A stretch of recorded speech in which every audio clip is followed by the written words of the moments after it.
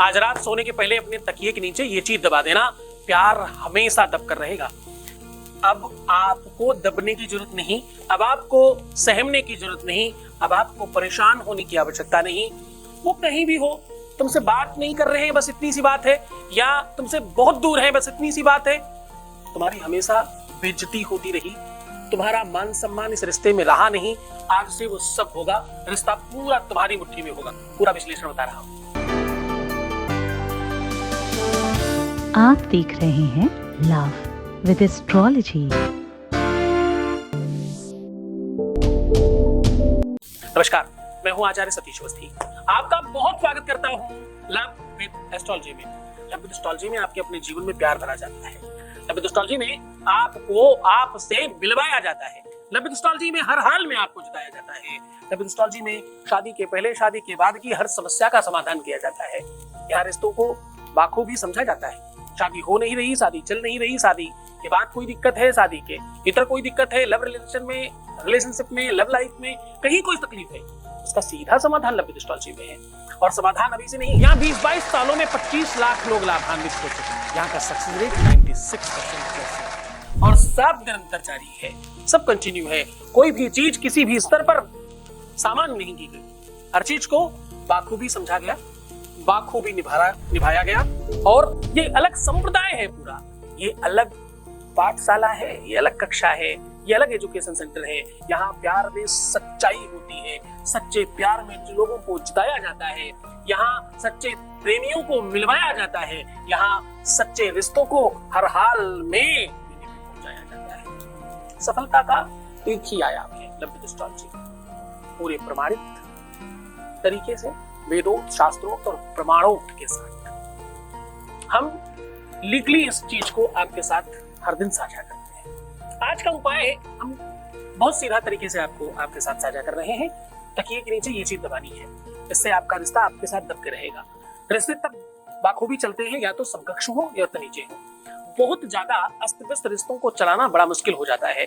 जिन रिश्तों में सम्मान नहीं हो, जिन रिश्तों में मान नहीं हो, जिन रिश्तों में अपना स्वाभिमान नहीं हो, जिन रिश्तों में कोई अहमियत नहीं है, जिस रिश्ते में हमेशा बदनामी, हमेशा डाउट, शक, संदेह और सिर्फ अपनी अहमियत बताने की कोशिश की जाती है, ऐसे रिश्तों को चलाना असंभव हो जाता है। रिश्तों का टूटना, रिश्तों को टूटने का एक ही कारण है, वो है संदेह, शक या अविश्वास। रिश्ता कभी भी एक तरफ से नहीं टूटता। कदाचित हो सकता है कि तुम ज्यादा दुखी हो, तुम्हें अपनी गलतियां नहीं नजर आ रही हो, पर बच्चे ध्यान से समझना, गलतियां हैं तो तुम होगी। जो कि सखी पतंग जलता है लेकिन संग संग दीपक जलता है, दोनों ओर प्रेम पलता है, दोनों ओर प्रेम पलता है। प्रेम तो दोनों तरफ की व्यवस्था है, एक तरफ की नहीं। नफरत, प्रेम, ईर्ष्या, द्वेष, पाखंड, प्रपंच सब दोनों तरफ है। किसी ने कहा वो बहुत झगड़ा करते हैं। झगड़ा एक आदमी कर ही नहीं सकता। एक आदमी चिल्लाएगा, दूसरा सुनेगा तो बोले डांट रहे थे। झगड़ा कैसे कर रहे थे? झगड़ा तो दोनों लोग करेंगे ना। जब तुमने कुछ कहा, सामने वाले ने भी कुछ, उत्तर में प्रत्युत्तर संवाद हो रहा है, उसे झगड़ा कहते हैं। प्रश्नोत्तरी को नहीं, या केवल और केवल श्रोता को नहीं। एक वक्ता है और एक श्रोता है तो कथा हो रही है, और जब संवाद हो रहा है तो तर्क हो रही है। तर्क और कुतर्क झगड़े हो रहे हैं, झगड़े, विवाद। जब तुमने किसी को प्रेम में भगवान मान लिया तो वो तो वक्ता है और तुम श्रोता हो, वो जो बोले तुम सुनते रहो, झगड़ा कैसे होगा? झगड़ा, ईगो, अभिमान, घमंड, क्या चंद लोगों के सामने तुम्हारी इज्जत जाती है। एक सहेली ने, एक सखी ने दूसरी सखी से कहा, जरा बताना, अगर समा और परवाने का प्रेम सच्चा है और इनकी उपमा पूरा विश्व देता है, तो समा परवाने को जला क्यों देती? इस बात पर समा ने लहरा कर जवाब दिया, जरा समझना। बोली, जलाकर खाक न करती तो भला क्या करती? जलाकर खाक न करती तो भला क्या करती। भरी महफिल में काफिर ने मेरा मुंह चूम लिया। क्या किया? भरी महफिल में काफिर ने मेरा मुंह चूम लिया। मतलब सबके सामने ऐसा क्यों किया?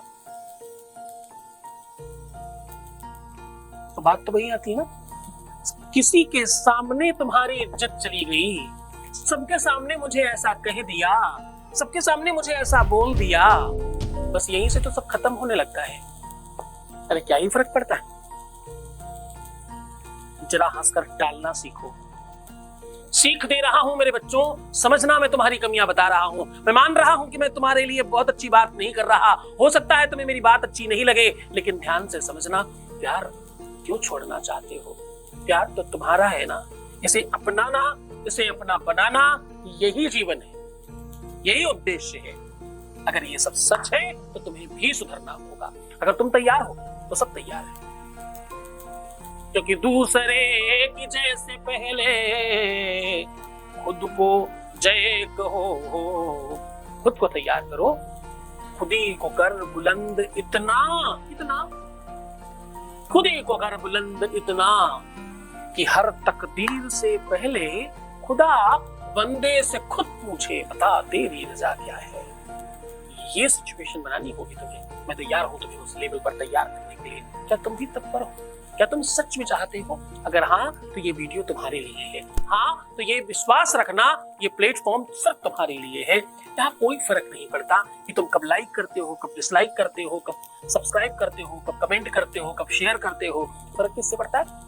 तुम्हारे ठीक हो जाने से, तुम्हारे जीवन में खुशियां आने से, तुम्हारा लाइफ बहुत बेहतर बन जाने से, उससे खुशी मिलती है। तुम तैयार हो अगर, तो मैं भी तैयार हूं। इस यात्रा को आगे बढ़ाते हैं, तुम्हें सीधा उपाय बताते हैं। उसके पहले वॉइस मैसेज ले रहे हैं, आपके बीच का अनुभव आपके साथ साझा कर रहे हैं। Voice message please. प्रणाम गुरुजी, मैं बहुत खुश हूँ। मेरे पति आज मुझसे खुद बोले कि मंदिर चलो। मैं आपको कोटि कोटि प्रणाम करती हूँ, क्योंकि मेरे हस्बैंड मेरी बात सुने और मुझे अपने साथ मंदिर ले जाने के लिए खुद बोले। मैं बहुत खुश हूँ और आपको दिल से कोटि कोटि धन्यवाद करना चाहती हूँ गुरुजी। प्रणाम गुरुजी। बहुत बहुत आशीर्वाद, बहुत सारी खुशियां मिले तुम्हें। तुम्हारी हर मनोरथ, तुम्हारा हर मनोरथ, तुम्हारी हर मनोकामना पूर्ण हो और तुम सदैव खुश रहो। ये छोटी छोटी खुशियां, उनका परिवर्तन आने लग जाना, अपने साथ घुमाने ले जाने लगना, मंदिर मस्जिद जहां भी ले जा रहे हैं, इसका मतलब ये है कि उनका मन परिवर्तित हो रहा है। अब तुम्हें भी इस बात का ध्यान रखना है कि तुम्हें भी उसी तरह से चेंज होना है। जैसे जैसे तुम खुद भी चेंज होगे उतना ज्यादा अच्छा होगा। बहुत खुश रहिए, अच्छे से रहिए, तुम्हारा सब ठीक होगा। उपाय की बात कर रहा हूँ। उपाय अपने आप में बड़ा कारगर है। आज का उपाय, तकिए के नीचे ये चीज दबा देना। आपका प्यार रिश्ता दबकर रहेगा। आपका प्यार, आपका रिश्ता, आपका संबंध हमेशा आपका रहेगा। आपका प्यार, आपका रिश्ता, आपका संबंध, आपका लव, आपका पति, आपकी पत्नी, आपका जो भी रिलेशन है, उस रिलेशन में तुम्हारा आधिपत्य होगा, तुम्हारा अधिकार होगा, तुम्हारी चरण होगी और तुम लीड करोगे। जानो वो पूरा तरीका और ढंग क्या दबा कर रखना है। आपको एक लाल कपड़ा बड़ा लेना है। कितना?